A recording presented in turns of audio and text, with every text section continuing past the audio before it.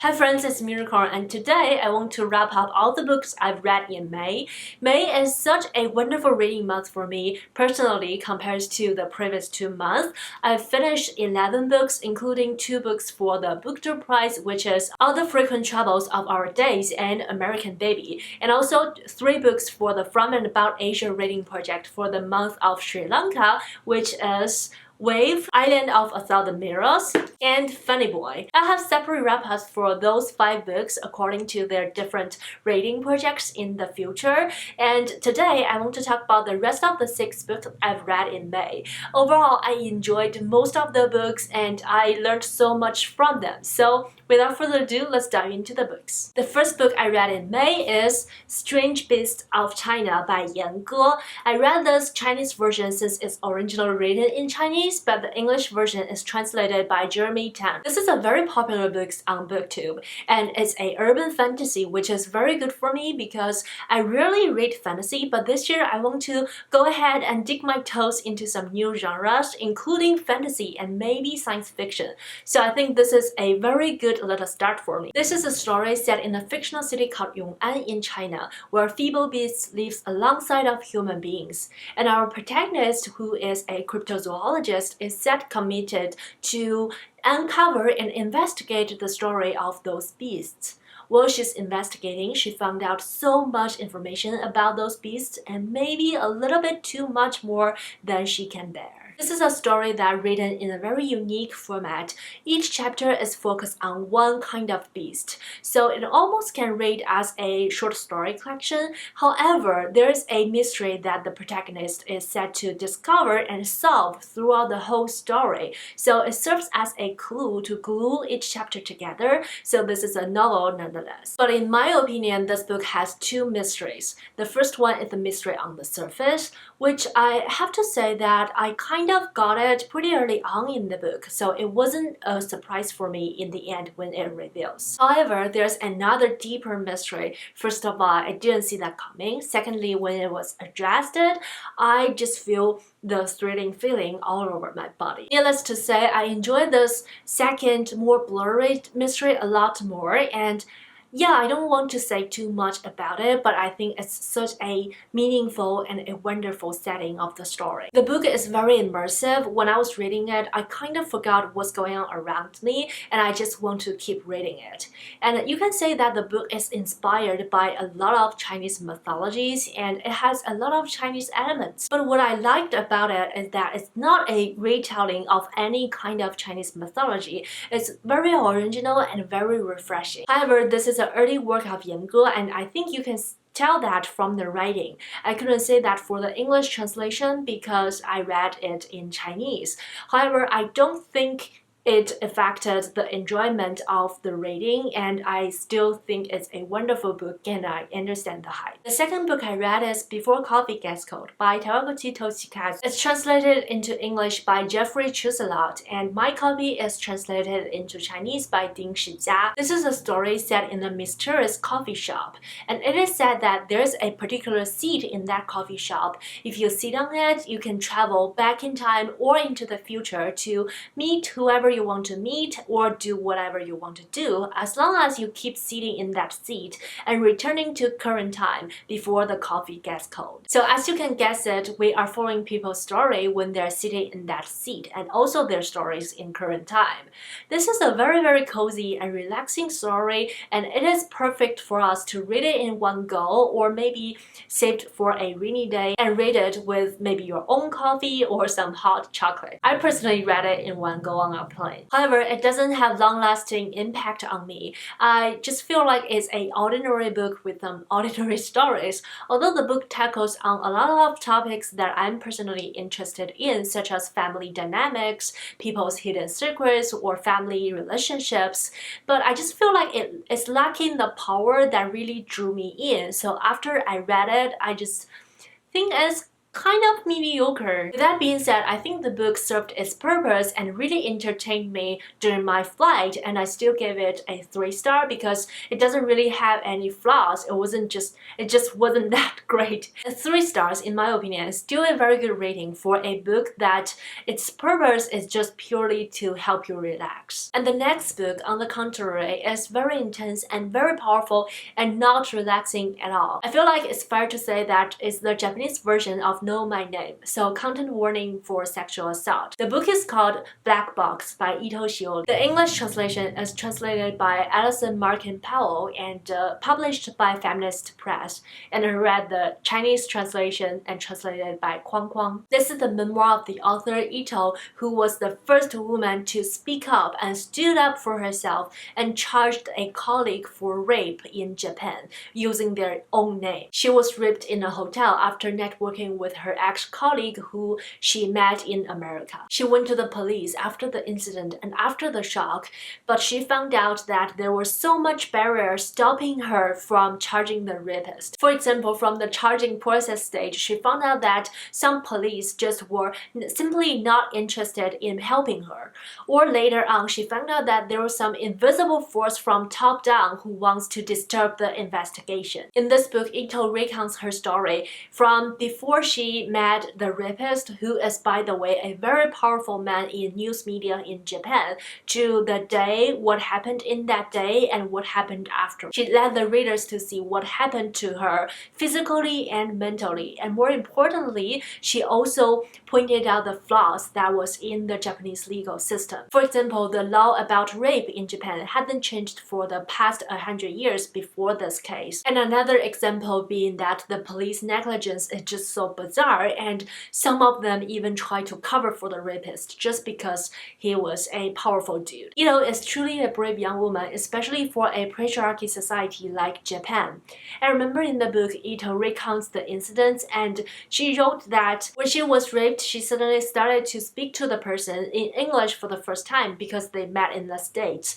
And it's the first time that she realized that she is talking to the guy as an equal, because before that they speak and communicate in Japanese, and the language of Japanese is a very patriarchal language by design. In Japanese grammar, there are different formats when talking to different people, and there's a very polite form to specifically talk to the people who is older than you or who is superior than you in workplace, like when Ito is talking to the rapist. It's a very annoying and frustrating grammar points for me as a Japanese learner because you have to remember so much grammar rules, but sometimes I also feel that Japanese language by design is to regular people without people knowing. And I really loved her reflection on that, and I just love this book so much. Although it's very heavy, I still recommend it to everyone. I think everyone should read it. And also, I want to say that people like Ito Shiori in Japan, Chanel Miller in America, and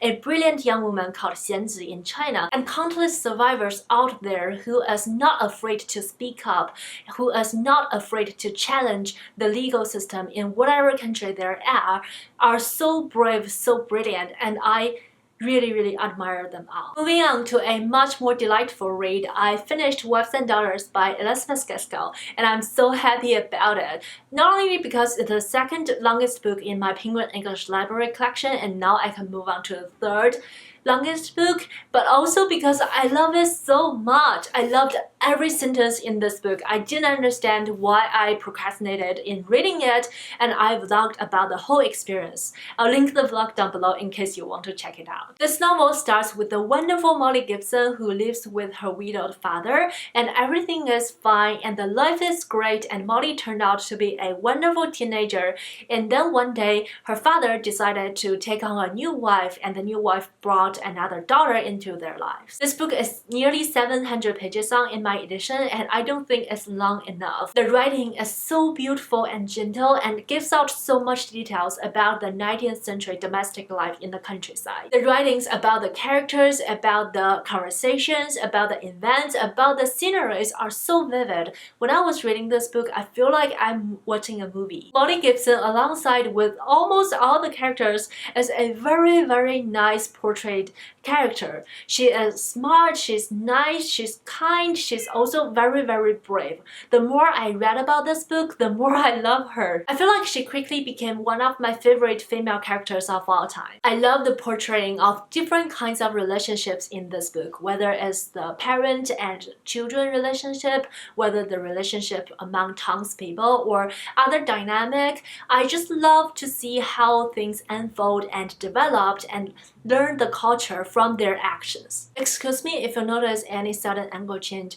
My memory card was full, so I have to switch them, and I forgot where I was in between of gushing about wives and daughters, but I think I was talking about I love the relationship in this book, and I especially love the relationship between Molly and her father and between some female friendships. I just feel like the amount of trust they have, the characters put on each other, is so beautiful and so delightful to read about. So overall, I'm so glad I have read this book, and I'm just so happy this book existed. The second to the last book is The Island of Missing Trees by Elif Shafak, and this is another book that I'm glad I read because I really loved it. I initially borrowed it from the library, but I got my own physical copy just because I want to own it. This is a book about a girl called Ada who coincidentally also lived with her widowed father.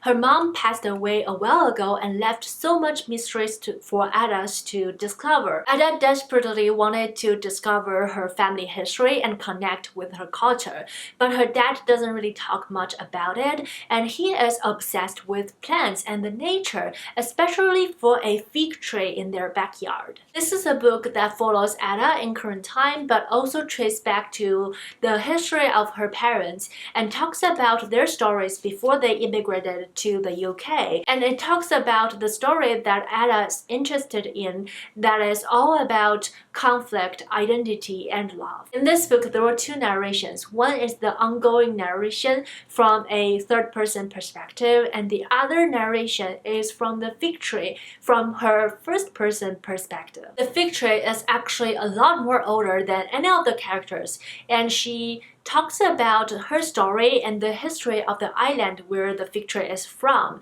I feel like this is a very unique point of view that provided so much historical values to the stories and make us understand more about the stories of Ada's parents and also the story of the place that they grew up. There are a lot of facts about plants and nature in this book, and you can actually learn quite a bit about fig trees, which I found as very interesting. Those facts and science behind plants and other creatures are not written in the book deliberately. I genuinely feel like I want to know along with the story. So overall, this is a very wonderful reading experience to discover the mystery in Ada's family history, to discover the history behind the fig tree, and also I'm kind of fond of fig tree right now. The last book I read is This Is Going to Hurt by Adam Kay. This is a very hyped and popular book for a very long time, and I feel like I'm the last person on the earth to have read it, and it has been recently adapted into a TV show, which honestly I have to say is what prompted me into reading this book. This is the memoir of Adam Kay, which is a collection of his diary entries when he was working in the NHS frontline as a first-year doctor, working almost 100 hours a week. He recorded everything in his diary, the good, the bad, the funny memories, and also the heavy ones. This is a very insightful book about the doctor's life when they're working in the NHS, and most impressively is how busy they are. I can't believe that Adam was able to keep a diary, and not to mention that he kept the sense of humor when he was working so busy. In the end of the book took a turn and addressed some misassumptions about doctors' life and some system issues that the UK healthcare system has in a very serious way. I was surprised when I read that because it shook off the humorous styles of the whole book, but I totally understood why Adam felt it's important to address the issues in the healthcare system in the UK. This is a book that seems simple but also very informative and also very entertaining at the same time.